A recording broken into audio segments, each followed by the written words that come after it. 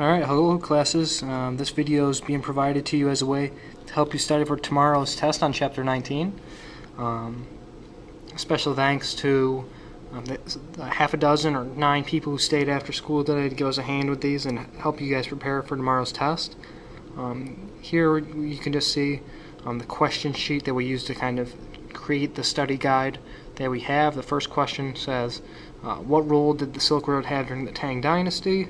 Second one says what goods were traded and where were they from. Lastly, on that section we have how and why was Buddhism favored in the Tang Dynasty and how was it resented.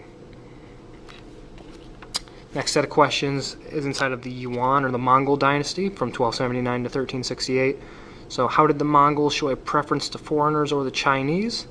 What was the status of the Silk Road under the Mongols? What did social classes look like under the Mongols? And lastly, were the Mongols open to cultural exchange? And then explain that answer.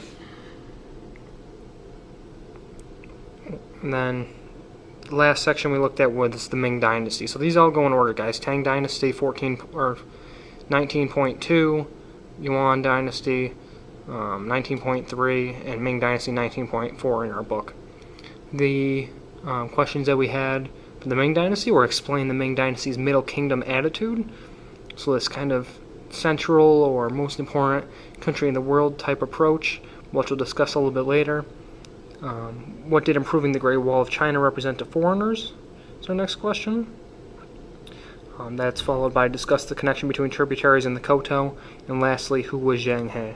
So these are our study guide questions, and I'm actually going to take you guys through the answers that we developed as well. So up on the board in response to number 1, the question over what role did the Silk Road have during the Tang Dynasty?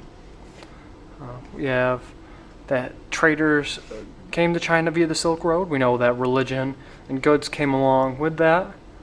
The Tang made the Silk Road safe to travel because of its control, which extended into Central Asia. That's another key aspect of that. So by the Tang Dynasty controlling some of Central Asia, it made it much safer for people to travel. 2, another incredibly important part. This is in response to what goods were traded and where were they from.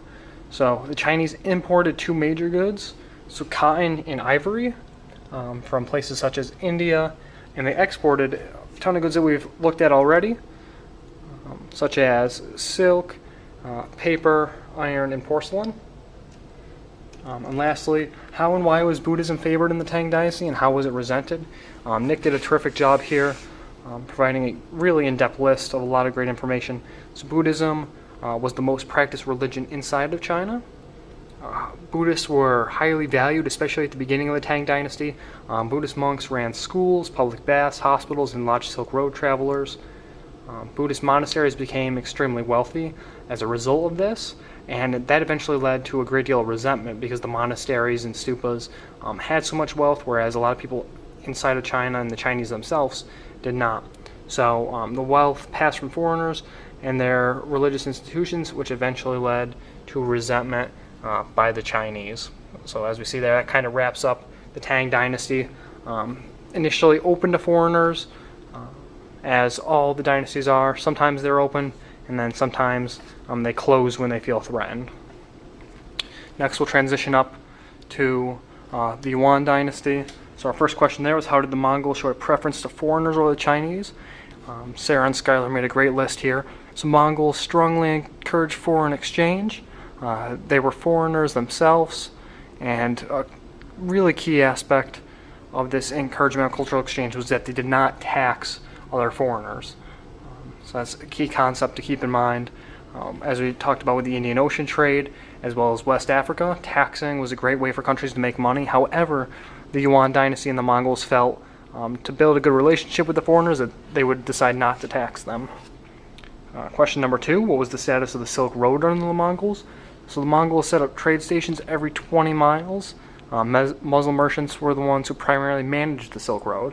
As we know, this is even more true at the farther we go west, especially west of India, where the Muslim merchants had a huge influence on the Silk Road and managing and kind of influencing it in many ways.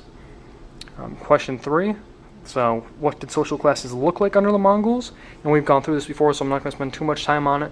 The Mongols were at the top, led by Kublai Khan. Foreigners followed that. Then it was the northern Chinese, and lastly, the southern Chinese, who we know the Mongols very much seem to despise. Lastly, were the Mongols open to cultural exchange? Why? So they did a great job hitting on this in question 1.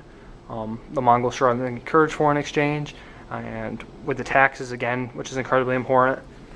But also, here they touched on a couple of different aspects. So the maritime trade, or trade via sea, flourished with goods like diamonds, ginger, and cotton imported from India. And they also mentioned a couple other trading spots, which was in you guys' PowerPoint, Java and Ceylon, where they also obtained different goods.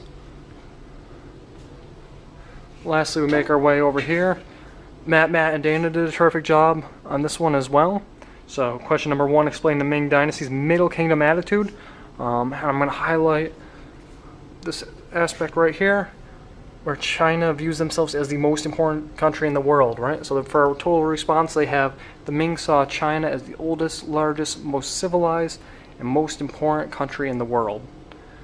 Other nations, they felt, should acknowledge China's superiority by paying tribute. And we talked about the tributary system, the idea of paying koto, or doing the koto, I should say, in order to trade inside Chinese cities. Number 2, one of the reasons that the Chinese built the Great Wall was to prevent foreign influence from coming in, and that goes back to our closed-door policy. Question number 3 hits on the connections between tributaries and kotos, and when ambassadors would visit from different countries or tributaries, when they would get to China, they had to perform the koto in front of the emperor. This meant that they had to kneel and touch the ground 3 times with their head.